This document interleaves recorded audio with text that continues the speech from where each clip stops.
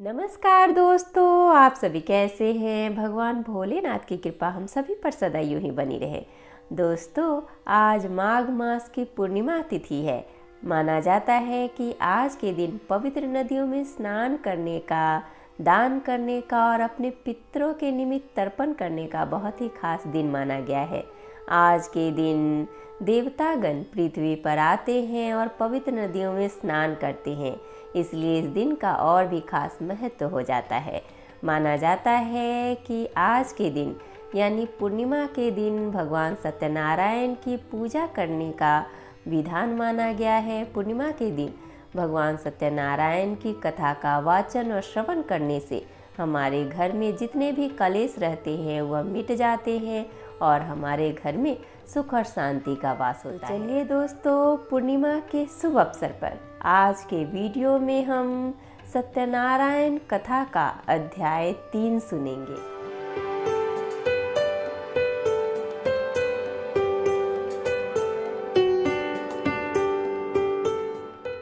नमस्कार दोस्तों, मैं शिल्पी आप सभी का तहे दिल से स्वागत करती हूँ अपने YouTube चैनल कथा कहानी शिल्पी की जुबानी में। दोस्तों, इस चैनल के माध्यम से मैं आप सभी को हर तरह की कथा और कहानी सुनाऊंगी। अगर आपको मेरी तरह कथा और कहानी सुनना पसंद है तो प्लीज़ हमारे चैनल कथा कहानी शिल्पी की जुबानी को सब्सक्राइब कर लीजिए।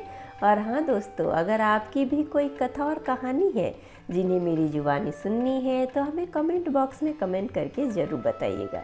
तो चलिए दोस्तों, बैठे बैठे क्या करें, करना है कुछ काम। सुनते हैं आज पूर्णिमा के शुभ अवसर पर सत्यनारायण भगवान की कथा लेके भगवान श्री नारायण का नाम। श्री सुत जी बोले, हे श्रेष्ठ मुनियों, अब आगे की कथा कहता हूँ, ध्यान पूर्वक सुनो। पहले के समय में उल्कामुख नाम का एक बुद्धिमान राजा था। वह सत्यवक्ता और जितेंद्रिय था। प्रतिदिन देवस्थानों पर जाता और निर्धनों को धन देकर उनके कष्ट दूर करता था। उसकी पत्नी कमल के समान मुख वाली तथा सती साध्वी थी। भद्रशिला नदी के तट पर उन दोनों ने श्री सत्यनारायण भगवान का व्रत किया। उसी समय साधु का नाम का एक वैश्य आया। उसके पास व्यापार करने के लिए बहुत सा धन भी था। राजा को व्रत करते देखकर वह विनय के साथ पूछने लगा, हे राजन, भक्ति भाव से पूर्ण होकर आप यह क्या कर रहे हैं? मैं सुनने की इच्छा रखता हूँ, तो आप कृपा करके मुझे बताएं। राजा बोला, हे साधु, अपने बंधु बांधवों के साथ पुत्रादि की प्राप्ति के लिए एक महाशक्तिमान श्री सत्यनारायण भगवान का व्रत व पूजन कर रहा हूँ। राजा के वचन सुन साधु आदर से बोला, हे राजन, मुझे इस व्रत का सारा विधान कहिए। आपके कथनानुसार मैं भी इस व्रत को करूँगा। मेरी भी संतान नहीं है और इस व्रत को करने से निश्चित रूप से मुझे संतान की प्राप्ति होगी। राजा से व्रत का सारा विधान सुन व्यापार से निवृत्त हो वह अपने घर गया। साधु वैश्य ने अपनी पत्नी को संतान देने वाले इस व्रत का वर्णन कह सुनाया और कहा कि जब मेरी संतान होगी तब मैं इस व्रत को करूँगा।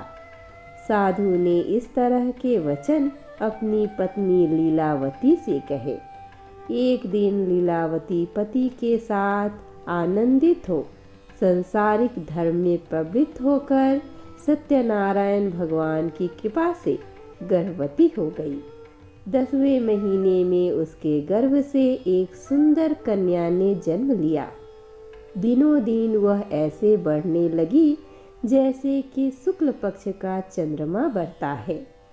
माता पिता ने अपनी कन्या का नाम कलावती रखा।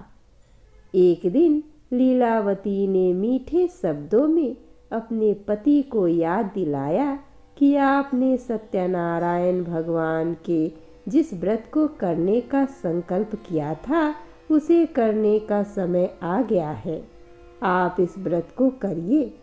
साधु बोला कि हे प्रिय, इस व्रत को मैं उसके विवाह पर करूँगा।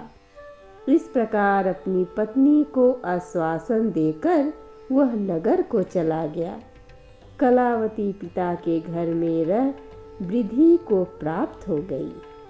साधु ने एक बार नगर में अपनी कन्या को सखियों के साथ देखा तो तुरंत ही दूत को बुलाया और कहा कि मेरी कन्या के योग्य वर देख कर आओ। साधु की बात सुनकर दूत कंचन नगर में पहुंचा और वहां देखभाल कर लड़की के सुयोग्य वानिक पुत्र को ले आया। सुयोग्य लड़के को देख साधु ने बंधु बांधवों को बुलाकर अपनी पुत्री का विवाह कर दिया।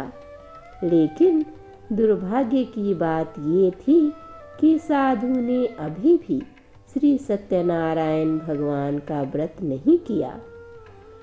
इस पर श्री भगवान क्रोधित हो गए और श्राप दिया कि साधु को अत्यधिक दुख मिले। अपने कार्य में कुशल साधु बनिया जमाई को लेकर समुद्र के पास स्थित होकर रत्नासारपुर नगर में गया। वहां जाकर दामाद ससुर दोनों मिलकर चंद्रकेतु राजा के नगर में व्यापार करने लगे। एक दिन भगवान सत्यनारायण की माया से एक चोर राजा का धन चुराकर भाग रहा था। उसने राजा के सिपाहियों को अपना पीछा करते देख चुराया हुआ धन वहां रख दिया जहां साधु अपने जमाई के साथ ठहरा हुआ था। राजा के सिपाहियों ने साधु वैश्य के पास राजा का धन पड़ा देखा तो वह ससुर जमाई दोनों को बांधकर प्रसन्नता से राजा के पास ले गए और कहा कि उन दोनों चोरों को हमने पकड़ लाया है, आप आगे की कार्यवाही की आज्ञा दे। राजा की आज्ञा से उन दोनों को कठिन कारावास में डाल दिया गया और उनका सारा धन भी उनसे छीन लिया गया। श्री सत्यनारायण भगवान के श्राप से साधु की पत्नी भी बहुत दुखी हुई। घर में जो धन रखा था उसे चोर चुरा ले गए। शारीरिक तथा मानसिक पीड़ा व भूख प्यास से अति दुखी हो अन्य की चिंता में कलावती ब्राह्मण के घर गई। वहां उसने श्री सत्यनारायण भगवान का व्रत होते देखा। फिर कथा भी सुनी और प्रसाद ग्रहण कर वह रात को घर वापिस आई। माता ने कलावती से पूछा कि हे पुत्री, अब तक तुम कहाँ थी? तेरे मन में क्या है? कलावती ने अपनी माता से कहा, हे माता, मैंने एक ब्राह्मण के घर में श्री सत्यनारायण भगवान का व्रत देखा है। कन्या के वचन सुन लीलावती भगवान के पूजन की तैयारी करने लगी। लीलावती ने परिवार व बंधु बांधवों सहित सत्यनारायण भगवान का पूजन किया और उनसे वर मांगा कि मेरे पति तथा जमाई शीघ्र घर आ जाए। साथ ही यह भी प्रार्थना की कि हम सबका अपराध क्षमा करे। श्री सत्यनारायण भगवान इस व्रत से संतुष्ट हो गए और राजा चंद्रकेतु को सपने में दर्शन दे कहा कि हे राजन, तुम उन दोनों वैश्यों को छोड़ दो और तुमने उनका जो धन लिया है उसे भी वापिस कर दो। अगर ऐसा नहीं किया तो मैं तुम्हारा धन, राज्य व संतान सभी को नष्ट कर दूंगा। राजा को यह सब कहकर वह अंतर्ध्यान हो गए। प्रातःकाल सभा में राजा ने अपना सपना सुनाया। फिर बोले कि वनिक पुत्रों को कैद से मुक्त कर सभा में लाओ। दोनों ने आते ही राजा को प्रणाम किया। राजा मीठी वाणी में बोला, हे महानुभावों, भाग्यवश ऐसा कठिन दुख तुम्हें प्राप्त हुआ है, लेकिन अब तुम्हें कोई भय नहीं है। ऐसा कह राजा ने उन दोनों को नए वस्त्राभूषण भी पहनाए और जितना धन उनका लिया था उससे 2 गुना धन वापस कर दिया। दोनों वैश्यों अपने घर को चल दिए। इति श्री सत्यनारायण व्रत कथा का 3य अध्याय संपूर्ण होता है। हमारे साथ बोलिए, श्रीमन्नारायण नारायण नारायण, भजमन नारायण नारायण नारायण।